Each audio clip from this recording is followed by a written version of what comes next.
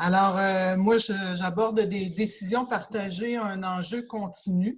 Alors, j'ai choisi au cours de ma présentation d'esquisser la dynamique qui se joue dans la prise de décision en éducation à tous les niveaux, pour ensuite mettre en lumière des principes qui m'apparaissent essentiels pour une prise de décision qui est réellement partagée et qui contribue à l'atteinte de l'objectif poursuivi.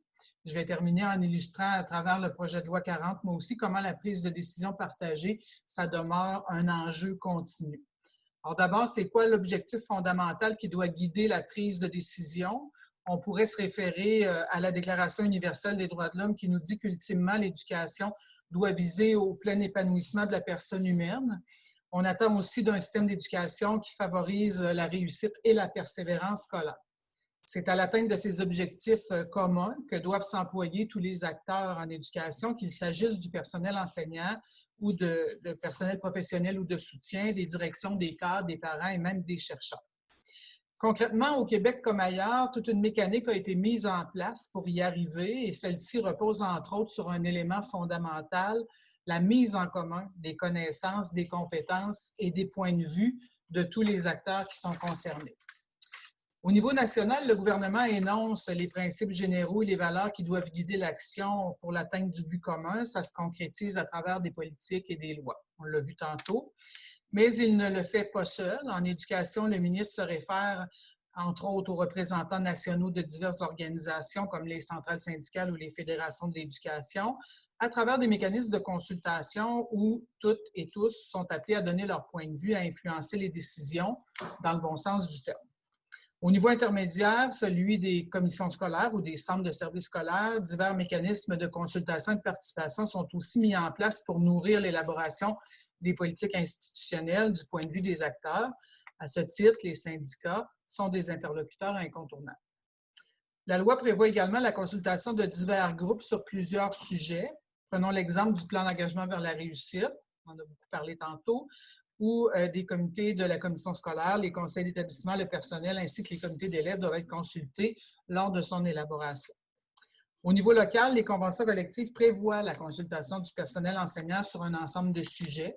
Aussi, la prise de décision partagée prend tout son sens à l'intérieur même des conseils d'établissement, qui est un lieu de partenariat qui réunit le personnel, les parents et des membres de la communauté. Cette prise de décision-là se concrétise notamment par l'élaboration de plans qui viennent ensuite baliser les actions. Donc, tant au niveau national, intermédiaire que local, les politiques, les lois, les règlements et les plans contribuant à l'atteinte des objectifs du plein épanouissement de la personne, de réussite de la persévérance scolaire, pour faire sens, doivent être élaborés en partenariat. Vivre le partenariat, par contre, ce n'est pas toujours facile. Des dilemmes, des tensions, des contradictions peuvent en découler. L'un des exemples les plus éloquents est celui, par exemple, de l'élaboration, de l'approbation du temps alloué à chaque matière par le conseil d'établissement. Souvent, les parents y voient là une occasion de mettre en place des projets pédagogiques particuliers qui sont motivants pour les élèves. Le personnel enseignant, de son côté, sans nier l'intérêt de ces programmes-là, voit les défis que représente la diminution du temps alloué aux matières pour l'enseignement du programme et c'est souvent source de tension. Quels principes peuvent être appliqués pour aplanir ces zones de tension? Alors, je m'attarderai à 3 principes qui m'apparaissent essentiels et qui sont d'ailleurs inscrits dans les différents encadrements légaux. Le premier principe, c'est celui de la représentation. Les personnes qui, à tous les niveaux, sont interpellées dans les processus de consultation et de participation doivent avoir un rôle de représentation de leur groupe d'appartenance. Elles ne doivent pas agir en leur nom personnel. C'est essentiel pour une prise de décision qui prendra en compte le point de vue de la majorité et qui sera réellement branchée sur la réalité. Le deuxième principe est le respect des rôles et des responsabilités de chacun. Pour être un succès, une prise de décision partagée doit être exercée de manière à préserver l'autonomie de chacun des acteurs et à respecter les champs de compétences respectifs. Par exemple, le conseil d'établissement d'une école pourrait être informé des critères relatifs à l'implantation de nouvelles méthodes pédagogiques, mais il ne pourra pas déterminer ces critères-là parce que ça fait partie du champ de compétences du personnel enseignant qui conviendra de ces critères avec sa direction. La concrétisation de ce principe est particulièrement importante. La reconnaissance de l'expertise du personnel enseignant ne doit pas rester sur papier, elle doit se traduire dans les faits. En tenir compte lors de la prise de décision, c'est une manière tangible de la reconnaître. Le troisième principe important, la parité. Il doit y avoir équilibre des forces au sein des instances décisionnelles. Dans le cas des conseils d'établissement, par exemple, ça se traduit par la parité entre le groupe représentant les parents et le groupe représentant le personnel. Même si la loi fournit des ancrages à ces principes, la prise de décision partagée demeure un enjeu continu. D'une part, parce qu'il n'est pas toujours facile dans la pratique de respecter l'esprit de la loi. Il y a parfois un monde entre le souhaitable et le réalisable. Et d'autre part, on n'est jamais à l'abri d'un glissement, même sur le plan légal, qui pourrait miner ces principes. Et on en a eu un exemple avec la première mouture du projet de loi 40.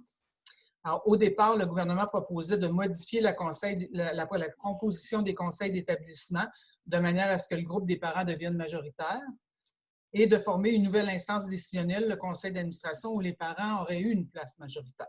Ces deux propositions-là venaient miner le principe même de parité qui garantit l'équilibre des pouvoirs au sein des instances décisionnelles et auraient assurément multiplié les zones de tension dans la prise de décision partagée. Alors, des organisations nationales comme la mienne, la FSE ou la CSQ, ont pu soulever ces enjeux lors des consultations sur le projet de loi. Ces interventions ont mené à la conservation de la parité au sein des conseils d'établissement et à une composition paritaire au sein du conseil d'administration des nouveaux centres de services scolaires. C'est un exemple qui démontre toute l'importance de préserver la participation des acteurs à tous les niveaux décisionnels pour que la prise de décision partagée puisse se concrétiser dans des politiques, des règlements et des plans réalistes et réalisables pour l'atteinte du but commun. Et je terminerai en disant que ça ne se veut pas une éloge du projet de loi 40, mais bien à peu près les seuls gains qu'on a pu faire ou en tout cas les seuls éléments qu'on a pu préserver dans le contexte où on était placé. Voilà.